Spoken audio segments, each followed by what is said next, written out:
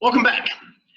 Last time we were together, we talked about the third law of motion, the second law of motion, the first law of motion. Again, first law of motion, what happens when the net force acting on an object is zero?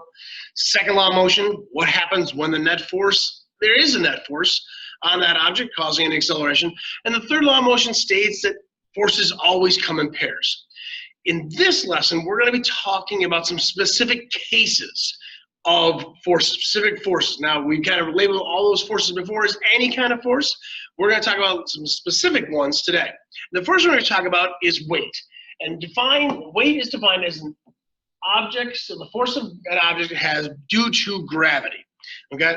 And so when we talk about how much you weigh, in reality, that's how much the earth is pulling down on you, how much force it is. So you'll see me write the symbol for weight as WT sometimes. But more often than not, it's actually a better idea to write it as F sub G, because it is just the force due to gravity that is attracting you to the earth or other things. We'll talk about that in a later time. Now, because our Newton's second law, and I'll put this over here, remember the formula for Newton's second law is that F is equal to M times A. Well, if we're talking about the force due to gravity, so F sub G, again, using the subscripts to notate what force we're talking about, we're not just talking about any acceleration, we're talking about the acceleration due to gravity. And so this allows us to write our formula for the weight as being mass times the acceleration due to gravity. Now, in our world, our units of weight are pounds. Okay? In physics, the units of weight, because it's a force, are still just going to be newtons. And so even though it is a weight, you're going to be measured in newtons, or capital N, because it is still just a force. Now, really important to know that there is a difference between weight and mass. Weight is the force due to gravity. It's how much the earth is pulling down on you. Whereas mass is a measure of how much stuff there is, or more accurately, a measure of an object's inertia.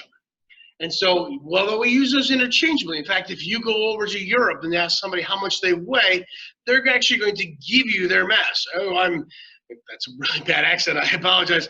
I'm 58 kilograms, or like that. So in actuality, over there, they're giving you the mass rather than the weight. So they are not the same thing. Very important to know. Mass and weight, not the same thing.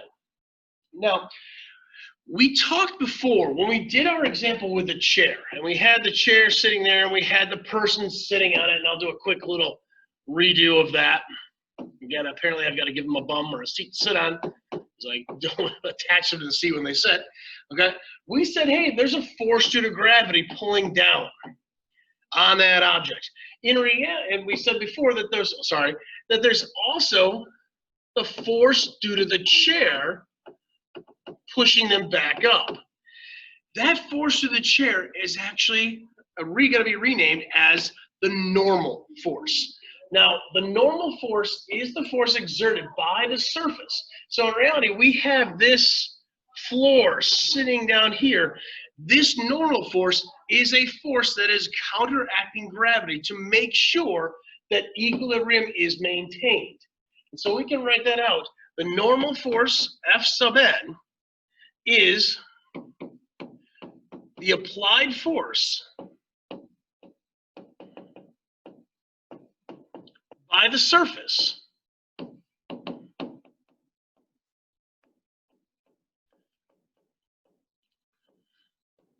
in order to maintain equilibrium.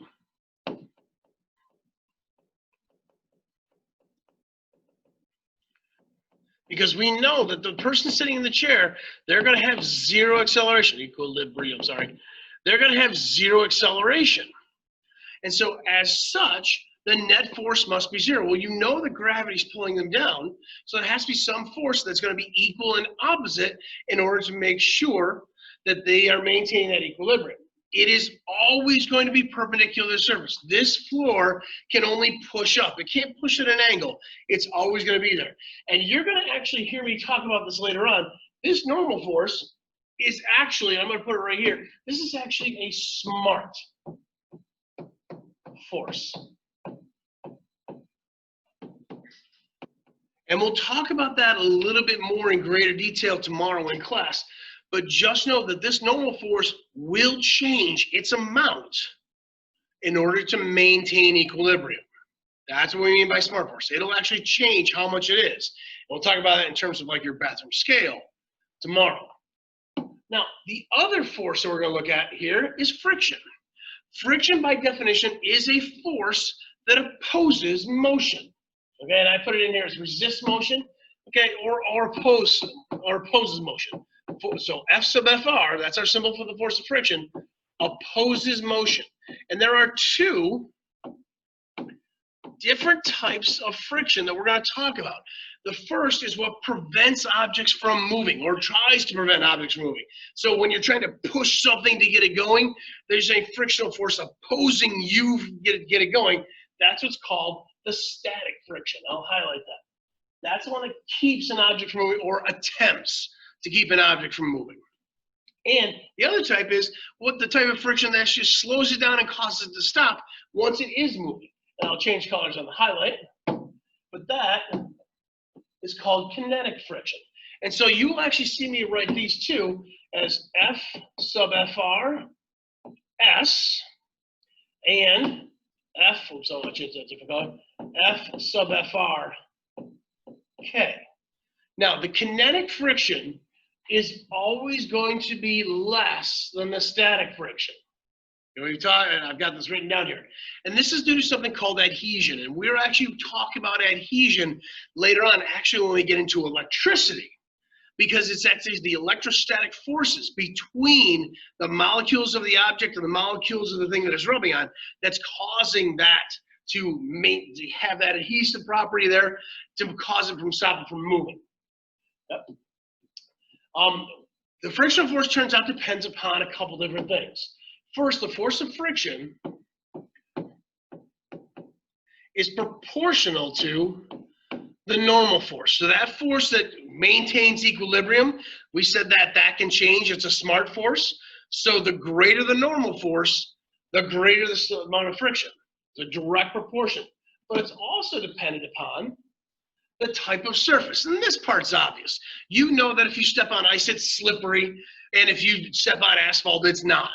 So different surfaces have different coefficients of friction. These coefficients of friction have a symbol mu. I'm going to write that down here and I'll put it up later. But it is the Greek letter mu. It kind of looks like an M, U together, so to speak. It looks like a U with maybe an elephant trunk, but it's the Greek symbol mu. And actually, I'll write that out. MU. And we find that different surfaces will give us different amount of friction, and that mu can be found by taking the ratio of the force of friction and dividing it by the normal force.